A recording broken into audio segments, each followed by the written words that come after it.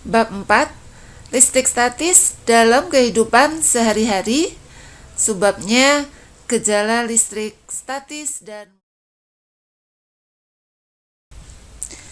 kompetensi dasar ada dua, yaitu kompetensi 3.4 dan kompetensi 4.4.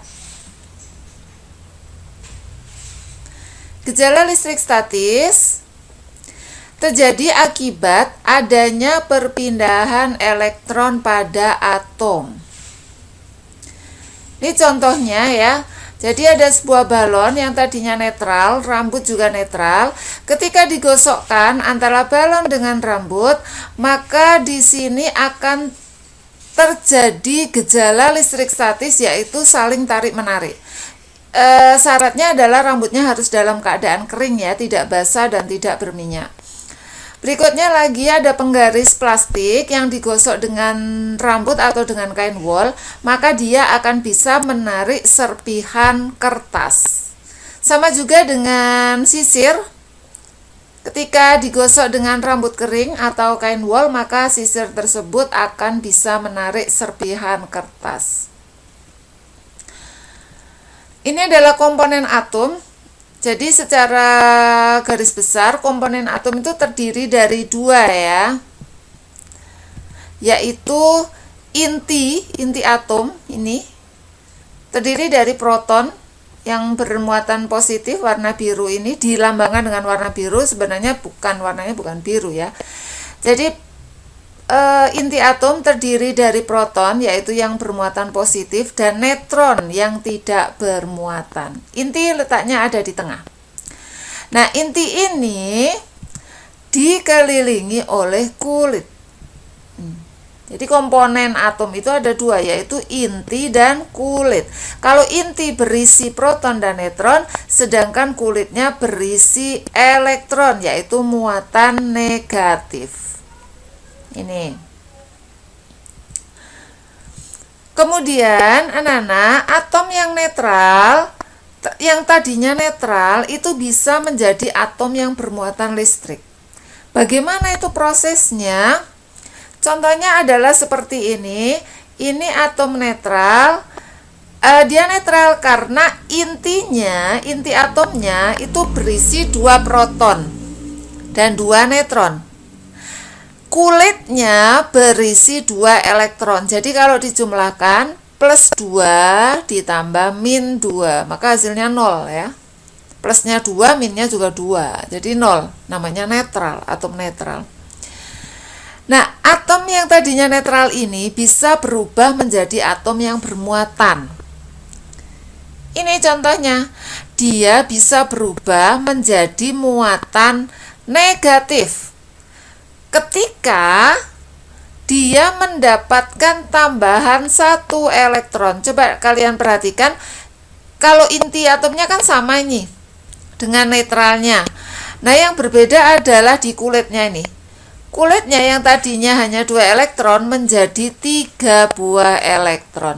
Sehingga kalau dihitung plus 2, minnya 3, maka muatannya menjadi negatif. Karena lebih banyak yang negatif daripada yang positif.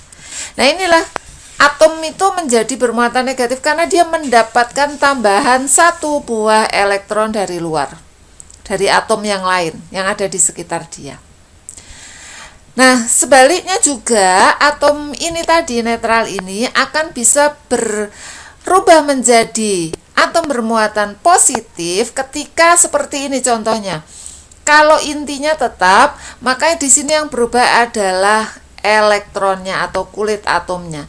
Tadinya elektronnya ada 2. Ini sekarang tinggal menjadi 1. Berarti ada 1 buah elektron yang keluar dari kulit atom ini. Sehingga dijumlahkan plusnya 2, minnya 1, maka akan bermuatan positif ya. Nah, kalau kita perhatikan 3 gambar ini anak-anak, inti atom tidak pernah berubah. Ya, intinya selalu tetap. Yang berubah menyebabkan atom itu menjadi bermuatan adalah kulitnya atau elektronnya. Jumlah elektron bisa berubah.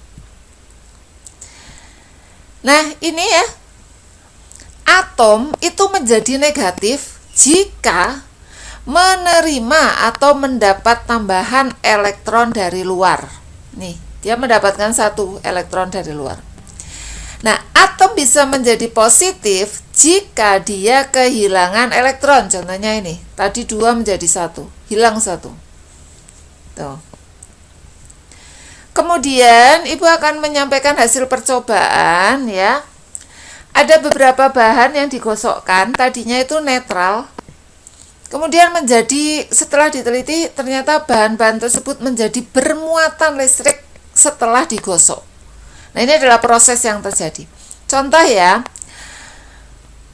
penggaris dengan rambut manusia. Tadinya ketika kita memakai ya penggaris ini, sebelum kita gosokkan ke rambut, tidak terjadi apa-apa.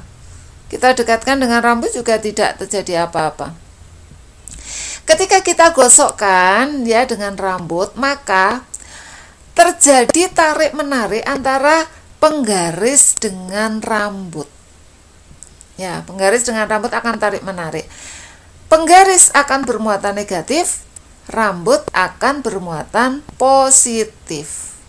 Karena terjadi proses elektron dari rambut pindah ke penggaris. Tuh. Kemudian contoh yang lain misalnya ini ya, kaca dengan kain sutra. Ketika kaca kita gosokkan dengan kain sutra, maka kaca yang tadinya netral menjadi positif, kain sutra menjadi negatif. Karena terjadi perpindahan elektron dari kaca pindah ke sutra. Jadi dari kaca ini elektronnya pindah ke sini. Makanya ini menjadi kekurangan elektron, menjadi plus. Yang sutra menjadi kelebihan elektron, menjadi negatif. Begitu juga dengan contoh yang lain ya. Sekarang adalah elektroskop. Elektroskop adalah alat untuk mengetahui apakah suatu benda itu bermuatan listrik atau tidak. Jadi elektroskop bentuknya adalah seperti ini, anak-anak ya. Ini kepalanya, ini badannya, yang ini adalah daun atau lengan elektroskop. Ini daun atau lengan elektroskop. Nah, ketika elektroskop dalam keadaan netral atau didekatkan dengan benda yang netral, pokoknya tidak ada muatan, maka posisi lengannya akan menutup begini. Lengannya. Jadi dia tidak ada gaya tarik atau tolak menolaknya, karena di sini muatannya tersebar merata. Ya ini. Tapi elektroskop akan bereaksi ketika didekatkan dengan benda bermuatan listrik, misalnya bendanya negatif. Maka muatan yang berlainan atau berlawanan dengan ini kan negatif, yang berlawanan adalah positif ya, maka muatan positif dari elektroskop akan mendekat semua ke benda, jadi berada di atas. Sebaliknya muatan yang sejenis yaitu negatif akan menjauh sejauh mungkin dari benda ini. Nah, tempat paling jauh adalah ada di lengan. Jadi di lengan ini akan berkumpul muatan negatif. Karena sama-sama negatif, maka terjadi tolak menolak sehingga lengan elektroskop akan saling menjauh seperti ini atau membuka. Sama juga ketika didekatkan dengan benda bermuatan positif. Maka muatan negatif atau muatan yang berlawanan dengan benda itu ini ya akan berkumpul di kepala. Sebaliknya muatan yang sejenis atau muatan positif akan menjauh sejauh mungkin berada di lengan. Karena lengannya sama-sama positif, maka terjadi tolak menolak. Sehingga lengan elektroskop akan membuka begini. Nah, itu adalah cara kerja elektroskop. Baik anak-anak, untuk lebih memahami lagi materi kita kali ini, kita akan mengerjakan tugas ya. Tugasnya adalah seorang siswa sedang melakukan percobaan sederhana di rumah dengan panduan guru tentang gejala listrik statis. Ia menggosokkan penggaris plastik dengan kain wol dengan arah penggosokan searah. Jelaskan perkiraanmu apa yang akan terjadi pada muatan penggaris plastik tersebut berdasarkan tabel yang sudah kita pelajari tadi.